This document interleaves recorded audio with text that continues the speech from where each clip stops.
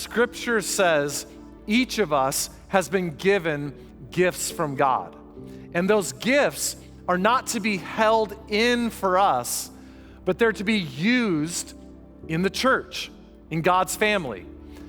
God may have some of you here today to get your attention because for some reason, the gifts He's given you, they're being held in, they're being held back, and they're not being used for Him.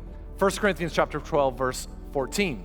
A body isn't just a single part blown up into something huge.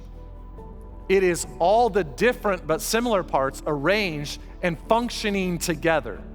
If ear said, well, I'm not beautiful like eye, transparent and expressive, I don't deserve a place on the head, would you want to remove it from the body?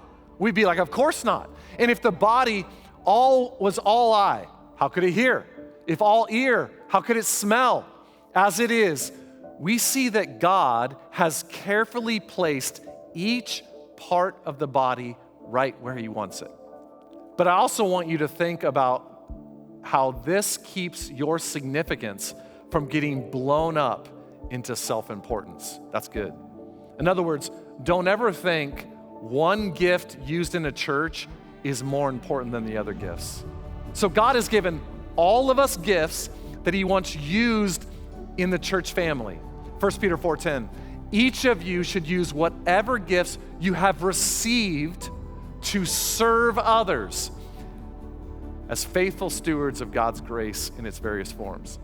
God has given each of you a gift from His great variety of spiritual gifts. Use them, not for yourselves, to serve one another. For some of you here today, you see someone around you that's not using their gifts. Go spur them on, not in an aggressive, but just in a gentle way. Just spur them on and tell them how much you believe in them.